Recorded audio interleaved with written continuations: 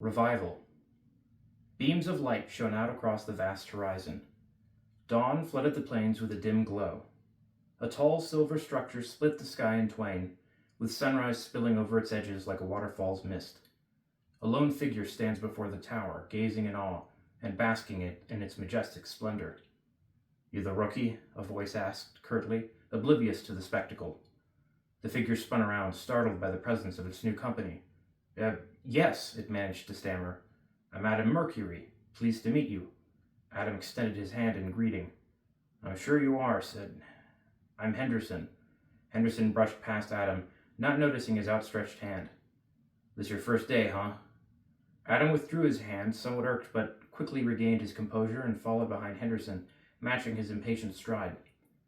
"That's right. To be honest, I'm a little bit nervous. I've never actually been disintegrated before," he joked. "How many times have you gone?"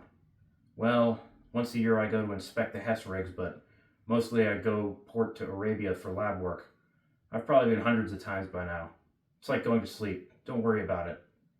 Adam figured he must be talking about Arabia Terra on Mars, since teleporters were only used for travel between planetary bodies.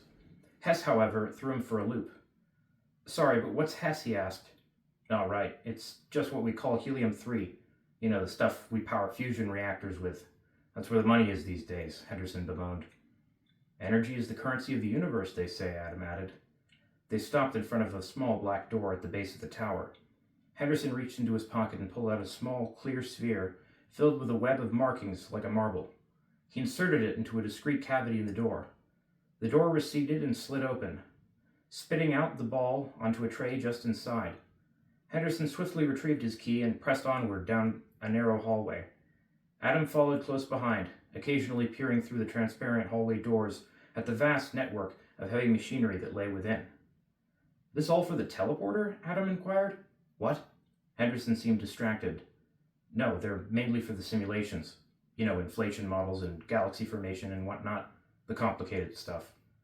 Adam cocked his head in surprise. "They take up all of this space?" "Of course not," Henderson chortled. "It's the coolant.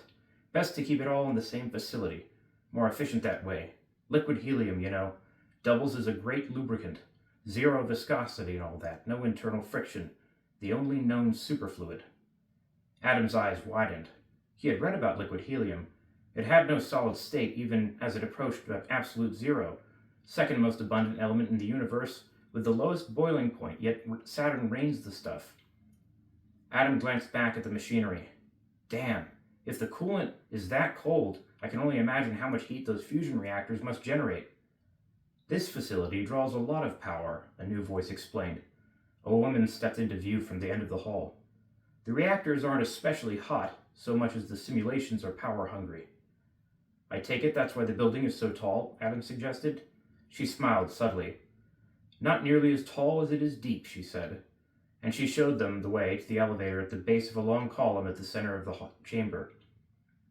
Henderson repeated the process on the door with his sphere, and the elevator door receded. He stepped in and breathed heavily as he fumbled to punch the appropriate keys on the wall. The woman gestured for Adam to step in. Adam nodded politely and entered. She followed in suit as Henderson anxiously pressed one final button.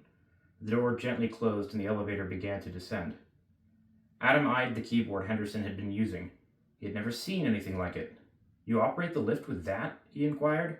Henderson rocked back and forth uncomfortably, staring vacantly at the floor. There was a brief pause. "Yes," the woman replied in Henderson's stead.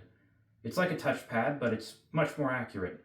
Far better suited to our line of work, wouldn't you say?" She turned to Henderson. "Oh, sure," Henderson stuttered. A look of concern appeared on Adam's face. "You all right?" he asked. "Don't worry about him, he's just claustrophobic," she explained. Again she turned to Henderson. "Care to introduce us, Nick?" she teased. Finally, looking away from the floor, Henderson glared at her and muttered, "Adam, Maria. Maria, Adam." The elevator slowed to a smooth stop, and the door glided open. Nick zipped through sideways at the first available moment. Maria shook her head and followed him.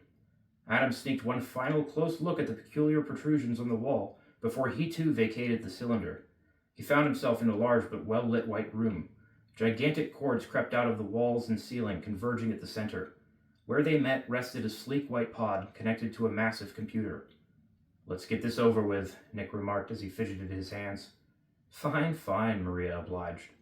She sat down at the computer and performed some quick operations. The pod popped open, revealing a large spacesuit. Nick leapt forward and began to put on the suit in a most practiced and efficient manner. Maria rolled her eyes. Looks like you'll be going second, she commented to Adam. He smiled understandingly, but he soon found the anxiety building in his stomach. Nick finished sealing the jacket and hurriedly sat in the pod. Maria walked over and plugged some cables into the interior of the pod into his suit. When she finished, he lay down in the pod and closed his eyes.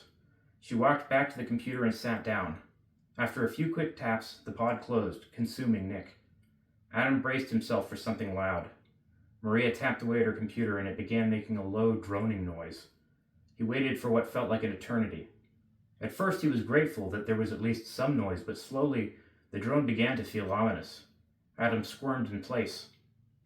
Suddenly the pod door snapped open while revealing an empty interior. Adam shuddered. You're next, she said, breaking the long silence as she whipped out another suit and handed it to Adam. In a daze, he accepted it reluctantly. Before he knew it, he had put it on and sealed it. She was just finishing plugging him in when he laid down. Any last words? She quipped. How did I let myself end up here? He contemplated. It'll all be over soon, she snickered. The pod closed above Adam and everything went dark. He decided to brief himself to help calm down. The factories have already been running for centuries now, burning carbon, fluorine, and sulfur deposits and releasing them to create an atmosphere. Now is when the real progress begins. The carbon dioxide ice caps have finally begun to reach temperatures where they sublimate and act as a catalyst to the planet's terraforming. Now the atmosphere is substantial enough to support lichen. All Adam would have to do is oversee the development and farming of the bacteria cultures responsible for producing oxygen and nitrogen. Give it another century and the air will even be breathable. On another world, a man lay asleep, floating, falling, a gentle descent through the clouds. He felt almost weightless. The sun began to rise. As it breached the horizon, it emitted an intense flow of light that pierced through the clouds. It was too bright. It blinded him. He closed his eyes, but the dawn rays cut through his eyelids and burned into his retina. Everything became oversaturated until it was all bleached bright white. Slowly a face began to fade into focus. As it materialized, it spoke. Welcome to Mars, Mr. Mercury.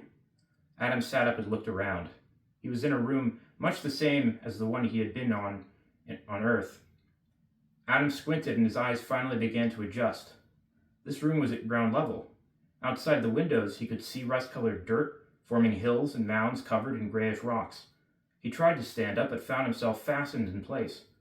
You have to unplug it first, Nick pointed out, crossing his arms.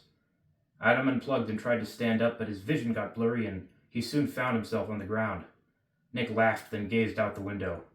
It'll take you a while to get used to the gravity. It's only 38% as strong as Earth's, you see, so you'll need to slow down. Nick smiled. Out here you really are free. You never realize how oppressive Earth's gravity is until you have it better. Vast open expanses as far as the eye can see. He turned to Adam, who was still fumbling to get his footing, and frowned. I'm going to go see how the magnetosphere division is going. Isaac is probably expecting me. You coming? Memories rushed back to Adam as he finally regained his balance. That's right. The atmosphere would dissipate were it not for the magnetosphere protecting it from solar winds. The magnetosphere here was created by drilling deep holes in Mars and pumping hydrogen into the core. Under enough pressure, the hydrogen would form a crystalline molecular structure and acquire strong magnetic properties. The same principle explains why Jupiter has the strongest magnetic field in the solar system. At one time, Mars had a molten core and a magnetic field just like Earth, but it cooled and died long ago. Now, it was time to revive it. Yeah, I'm coming, Adam replied.